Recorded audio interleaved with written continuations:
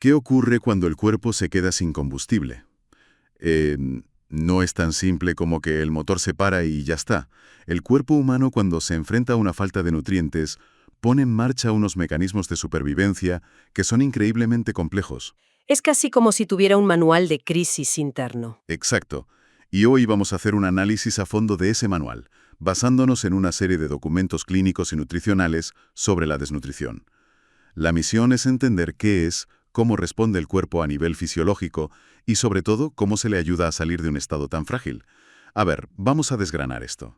Me parece una misión fascinante. Porque vamos a ver que la desnutrición, bueno, no es una sola cosa. La clave de todo lo que vamos a hablar hoy está en entender por qué dos personas con una desnutrición severa pueden tener un aspecto físico y un pronóstico radicalmente distintos. Entiendo. Exploraremos esos dos extremos, el marasmo y el kwashiorkor, y veremos que el proceso de recuperación es una ciencia de una precisión milimétrica. Cada caloría, cada gramo de proteína cuenta, pero sobre todo cuenta el cuándo y el cómo se administran. Perfecto, pues empecemos por el principio. Según estas fuentes, ¿qué entendemos por desnutrición? Porque va mucho más allá de la simple idea de no comer lo suficiente, ¿verdad? Muchísimo más allá. A ver, las fuentes lo definen como un estado en el que falta energía, o sea, calorías, pero también proteínas, vitaminas o minerales. Es un déficit que puede afectar a cualquier pieza del engranaje. Vale, Y lo primero que hacen es clasificarla por su origen, lo que llaman la etiología, que es fundamental para saber a qué nos enfrentamos. entiendo. Mencionan una etiología primaria que es la que todos nos imaginamos, una persona que no tiene acceso a suficientes alimentos. Pero luego la cosa se complica. Hablan de una secundaria. Y esta es muy importante. En la desnutrición secundaria, la persona sí come, a veces incluso en cantidad suficiente, pero tiene alguna enfermedad. No sé, una celiaquía no diagnosticada, una enfermedad inflamatoria intestinal. Algo que le impide absorberlo. Exacto. Algo que le impide absorber o utilizar correctamente esos nutrientes. El combustible entra al depósito, pero el motor no puede quemarlo. Y mencionan una tercera, la mixta, que es una combinación de las dos. Y apuntan que es muy frecuente en hospitales. Es que es la tormenta perfecta. Imagina un paciente que ingresa por una neumonía grave. La propia infección aumenta sus necesidades de energía para combatirla, pero al mismo tiempo se encuentra mal, no tiene apetito, apenas come. Claro. Combina una enfermedad que le impide aprovechar bien los nutrientes con una ingesta súper baja. Es un círculo vicioso que puede llevar a una desnutrición severa en muy poco tiempo dentro del propio hospital. Queda claro. Y además del origen, clasifican la desnutrición por su gravedad, con unos porcentajes de pérdida de peso muy concretos. Sí, establecen una escala. Empieza en un estado, digamos, marginal, con pocos síntomas, quizá algo de cansancio o más facilidad para coger infecciones. Si avanza, llega a ser leve, con una pérdida de peso de entre el 10 y el 25%. Ojo, que perder un 10% del peso corporal ya es una barbaridad. Si pesas 70 kilos, son 7 kilos menos. Desde luego. Y es solo el principio. La desnutrición moderada ya implica una pérdida de entre el 25 y el 40%. Y aquí, como señalan los documentos, el sistema inmunitario está muy debilitado. El riesgo de infecciones se dispara. ¿Y el último nivel? Y finalmente está la severa, con una pérdida de más del 40% del peso corporal. Aquí ya aparecen complicaciones graves como el edema, la hinchazón por acumulación de líquidos y el riesgo de muerte es altísimo. Además de la gravedad, los documentos introducen otra distinción que parece fundamental, si es aguda o crónica. Y aquí es donde entra en juego una palabra que se repite constantemente: adaptación. Es que esa es la palabra clave que lo explica casi todo. La desnutrición aguda es un golpe rápido y repentino. Por ejemplo, una gastroenteritis muy severa que en 3 días te provoca una deshidratación y una pérdida de nutrientes brutal. No da tiempo a nada. El cuerpo no tiene tiempo de reaccionar, no hay adaptación. Simplemente colapsa. Mientras que la crónica es un proceso lento, a lo largo de meses o incluso años. Y ahí sí, el cuerpo tiene tiempo de adaptarse. Justo, pone en marcha todos sus mecanismos de ahorro y supervivencia. Empieza a consumir sus reservas de forma ordenada, a ralentizar el metabolismo, se adapta para sobrevivir con lo mínimo. Es una proeza biológica, vaya. Lo es, pero tiene un coste altísimo, sobre todo en los niños, porque frena en seco el crecimiento y el desarrollo cerebral. Y esta diferencia entre adaptarse o no adaptarse nos lleva directamente a las dos caras de la desnutrición severa. Aquí es donde la cosa se pone realmente fascinante. Las fuentes describen dos cuadros clínicos que, siendo ambos formas de desnutrición extrema, no podrían ser más diferentes en apariencia: marasmo y kwashiorkor. Son casi opuestos. Empecemos por el marasmo, que es la imagen que todos tenemos en mente: una delgadez extrema, casi esquelética, con una pérdida total de grasa y de músculo.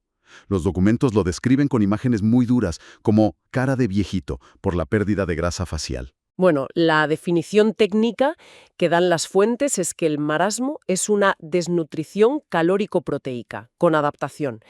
Faltan tanto las calorías como las proteínas. Faltan las dos cosas. Faltan las dos. Y ante esta carencia total, el cuerpo activa ese manual de crisis del que hablábamos. Pone en marcha un plan de emergencia perfectamente orquestado. Baja la insulina, porque no hay glucosa que almacenar, y suben el glucagón y el cortisol, que dan la orden de empezar a demoler las reservas. Ah, o sea que el cuerpo no está fallando sin más, sino que está ejecutando un plan de emergencia.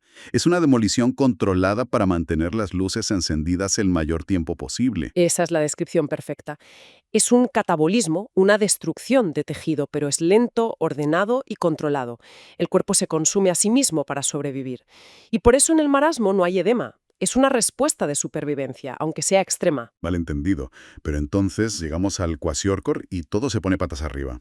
Aquí las fuentes dicen que hay una ingesta de calorías, principalmente de hidratos de carbono, pero una falta casi total de proteínas. Y el resultado es completamente distinto. Totalmente. En lugar de delgadez, hay edema. La persona está hinchada, con la cara de luna llena, y con alteraciones muy raras en la piel y el pelo. ¿Cómo puede ser que recibiendo calorías, el cuadro clínico sea mucho más grave? Esa es la gran paradoja. Y la respuesta está en una sola palabra: desadaptación. El kwashiorkor es una desnutrición proteica aguda sin adaptación. Sin adaptación. Exacto. Es más peligroso porque el cuerpo no activa esos mecanismos de defensa. Al recibir calorías de los carbohidratos, el cuerpo no entra en modo de alerta máxima como en el marasmo. Piensa que tiene energía, pero le falta la pieza más importante: las proteínas. Es como echarle gasolina a un coche al que le has quitado el aceite. Justo. El motor gira, pero se quema por dentro. Y el edema y el famoso hígado graso son las consecuencias de ese motor gripando. Son las consecuencias directas. El mecanismo que describen es muy claro. El hígado necesita fabricar proteínas para funcionar. Una de ellas, la ApoB, forma parte de unas moléculas llamadas lipoproteínas. Piensa en ellas como si fueran los camiones que transportan la grasa desde el hígado al resto del cuerpo. Vale. En el kwashiorkor, al no haber proteínas, el hígado no puede fabricar esos camiones. Y si no hay camiones, la mercancía, la grasa, se queda acumulada en el almacén, que es el hígado. Se queda atrapada. El hígado se vuelve graso y enorme. Y esto tiene una consecuencia que se ve en los análisis de sangre y que descoloca a cualquiera. Como la grasa no puede salir a la sangre, los niveles de colesterol y triglicéridos están por los suelos. Menuda locura. Es una locura. Ves a una persona hinchada con el hígado lleno de grasa y, sin embargo, su analítica muestra un colesterol bajísimo.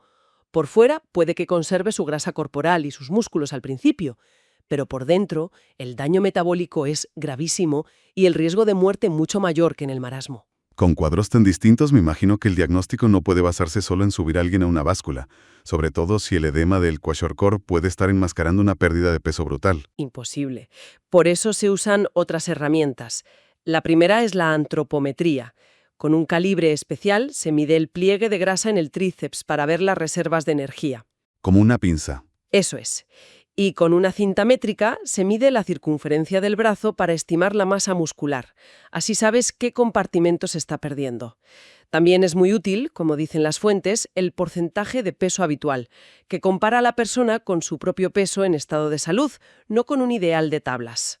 Y luego está la parte bioquímica, la analítica de sangre, que te da una foto del interior. Aquí los documentos le dan muchísima importancia a un marcador en concreto y curiosamente no es el que yo esperaba. ¿Te refieres a la prealbúmina? Exacto. En cualquier analítica siempre se mira la albúmina, es la proteína más famosa. ¿Por qué aquí las fuentes casi la descartan para el diagnóstico precoz y se centran en esta otra que casi nadie conoce? ¿Qué tiene de especial la prealbúmina? Lo que tiene de especial es su velocidad. Es como comparar un coche de Fórmula 1 con un carguero. La albúmina, la proteína más abundante, tiene una vida media de 18 a 20 días. ¡Ostras! Esto significa que tarda casi 3 semanas en reflejar un cambio en el estado nutricional. Sirve para ver una desnutrición crónica ya establecida, pero no para detectar un problema agudo ni para ver si un tratamiento está funcionando. Es un indicador lento. Muy lento. La prealbúmina, en cambio, tiene una vida media de solo 2 días. Ah, claro. Primera que sube en cuanto el soporte nutricional empieza a hacer efecto. Te permite saber casi en tiempo real si el tratamiento va por buen camino. Vale, es la herramienta clave entonces. Para la detección temprana y el seguimiento, sí. Los documentos también hablan de un concepto que puede pasar desapercibido, la desnutrición oculta. Que es un problema gigantesco, sobre todo a nivel de salud pública. Se refiere a la carencia de micronutrientes, vitaminas y minerales. Las fuentes citan el hierro, la vitamina A, el yodo, el zinc. O sea, no de calorías. No. Una persona puede tener un peso perfectamente normal, incluso sobrepeso, y sin embargo sufrir una desnutrición oculta severa. Puede que no le falten calorías, pero la falta de esos micronutrientes esenciales causa estragos en el sistema inmune, en el desarrollo cognitivo, en la visión. Vale, ya tenemos el diagnóstico. El siguiente paso lógico es dar de comer. Suena sencillo, pero me da la impresión de que es de todo menos eso. Es la fase más delicada y peligrosa. Por eso el tratamiento de la desnutrición grave se divide en 3 fases muy estrictas. La primera es la fase de emergencia. Emergencia. Sí, y aquí el objetivo no es alimentar, es estabilizar. Se trata de corregir la deshidratación, los desequilibrios de electrolitos, como el potasio y el magnesio, y la hipoglucemia. La prioridad absoluta es que el corazón no falle. Una vez estabilizado, pasamos a la segunda fase, la realimentación inicial. Y aquí la norma de oro es ir increíblemente despacio. El sistema digestivo y todo el metabolismo llevan semanas o meses funcionando a cámara lenta, en modo ahorro. No puedes arrancarlo de golpe. Claro. Se empieza con tomas muy pequeñas de una fórmula especial, cada 2 o 3 horas, día y noche. Es un goteo constante de nutrientes para que el cuerpo se vaya readaptando. Y solo después de eso llega la fase de recuperación, que es donde ya se busca ganar peso. Ahí ya se aumenta el aporte de forma gradual, hasta alcanzar unas 125 kilocalorías por kilo de peso al día y entre 0,8 y 1,6 gramos de proteína por kilo. Y es crucial suplementar con todas las vitaminas y minerales que se han agotado. Me imagino. Vitamina A, D, ácido fólico, zinc y el hierro, aunque este último se introduce más tarde para no sobrecargar el sistema. Es una reconstrucción integral. Y en medio de este proceso tan dedicado, las fuentes advierten de un peligro mortal, el síndrome de realimentación. ¿Suena aterrador? ¿Lo es? Es una de las complicaciones más temidas. Ocurre si vas demasiado rápido. El metabolismo de una persona con desnutrición severa, sobre todo en el marasmo, está profundamente adaptado a no usar energía. Claro, está en modo ahorro total. Total. Si de repente le das una carga de glucosa, el cuerpo intenta metabolizarla. Y para ello necesita fósforo. Se produce una entrada masiva de fósforo a las células y sus niveles en sangre se desploman. ¿Y qué provoca esa caída brusca del fósforo? Una catástrofe. El fósforo es esencial para la energía celular. Su caída puede provocar un fallo cardíaco, una parada respiratoria, un coma. Es decir, el propio tratamiento, la comida que se supone que debe salvar a la persona, puede matarla en cuestión de horas si se hace mal. ¡Qué barbaridad! Es como intentar arrancar un motor que lleva años parado dándole al acelerador a fondo. Gripa. Por eso, la realimentación tiene que ser una ciencia y no un simple acto de buena voluntad. Para aterrizar todo esto, los documentos incluyen algunos casos prácticos. Por ejemplo, un paciente de 62 años, desnutrido, que acaba de salir de una operación. ¿Cómo se empieza a alimentarle? Aquí la primera pregunta es, ¿qué se ha operado? Si la cirugía ha sido en el aparato digestivo, hay que esperar a que el intestino despierte. Y eso lo sabemos cuando el médico ausculta el abdomen y vuelve a oír los ruidos normales del movimiento intestinal. Ya. Si la cirugía ha sido de otra cosa, una cadera, por ejemplo, se puede empezar en cuanto pase el efecto de la anestesia. ¿Y la progresión de la dieta es muy pautada? Es un camino muy claro. Se empieza con líquidos claros. Agua, infusiones, caldos desgrasados. Si se todelan bien, se pasa a una dieta semilíquida, con cereales dextrinizados, que básicamente significa que el almidón está predigerido, como en el pan tostado o en papillas. Para que no le cueste trabajo al cuerpo. Justo, para que no le cueste nada absorberlos. Y de ahí se progresa a alimentos de fácil digestión, siempre en raciones pequeñas pero frecuentes. La clave es nutrir sin sobrecargar. Otro ejemplo que detallan es la dieta para una persona que se recupera de una diarrea, algo que debe ser muy común en la desnutrición por el daño que sufre el intestino. Comodísimo. Y aquí el plan es darle un respiro al intestino. Lo dividen en 2 fases. La primera la llaman fase sin estímulo. ¿Y eso qué es? Básicamente, es la dieta que te daría tu abuela. Después de rehidratar, se empieza con arroz blanco, fideos, merluza hervida, pollo a la plancha, sin piel, queso curado. Alimentos que no tienen apenas grasa ni fibra, que no molestan al intestino. Y una vez que la situación se estabiliza, se pasa a la fase de estímulos moderados. Eso es. Se empiezan a introducir alimentos que ya requieren un poco más de trabajo por parte del intestino, pero que son beneficiosos. Por ejemplo, fibra soluble cocida, como un puré de zanahoria o calabaja que ayuda a regular el tránsito, o un poco de azúcar simple de la fruta, como una compota de manzana o pera. Pequeños pasos. Pequeños pasos para que el intestino recupere toda su funcionalidad. Y el último caso es el de un bebé de 8 meses con marasmo. ¿Qué es lo más importante en esta situación tan vulnerable? Las fuentes destacan 2 cosas. La primera, y más obvia, es una higiene extrema. El sistema inmunitario de ese bebé es casi inexistente, por lo que la preparación de la leche o las papillas tiene que ser en un entorno estéril. Claro, todo desinfectado. Todo. Pero lo más interesante es el papel que le otorgan al nutricionista, que va mucho más allá de calcular la fórmula. ¿A qué se refieren? A que el nutricionista se convierte en un educador y un pilar para la familia. Tiene que explicarles, sin juzgar, la importancia de la lactancia materna si es posible, cómo introducir la alimentación complementaria de forma segura y, sobre todo, hacer un seguimiento exhaustivo, casi diario, del peso y la talla del bebé. ¿Es un trabajo de acompañamiento? Es un acompañamiento constante para ajustar el plan y dar apoyo a unos padres que seguramente están desbordados. Después de todo este recorrido, queda claro que la desnutrición es mucho más que pasar hambre. Es una cascada de respuestas fisiológicas, de adaptaciones y desequilibrios, donde el cuerpo libra una batalla desesperada por sobrevivir. Totalmente. Y la gran lección que nos dejan estas fuentes es esa diferencia entre la demolición controlada del marasmo y el caos desadaptativo del kwashiorkor. Nos enseña la increíble resiliencia del cuerpo humano, pero también sus límites. Ya. Y sobre todo, nos enseña que la recuperación no consiste solo en rellenar el depósito de combustible, sino en reconstruir el motor, pieza a pieza, respetando los delicados procesos biológicos que se han alterado. Química, que es lo urgente y vital. Pero me pregunto, ¿qué pasa después? ¿Qué ocurre con la recuperación neurológica a largo plazo?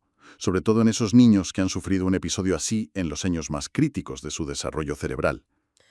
Uf, Ese es otro capítulo, seguramente mucho más largo y complejo, que queda por explorar.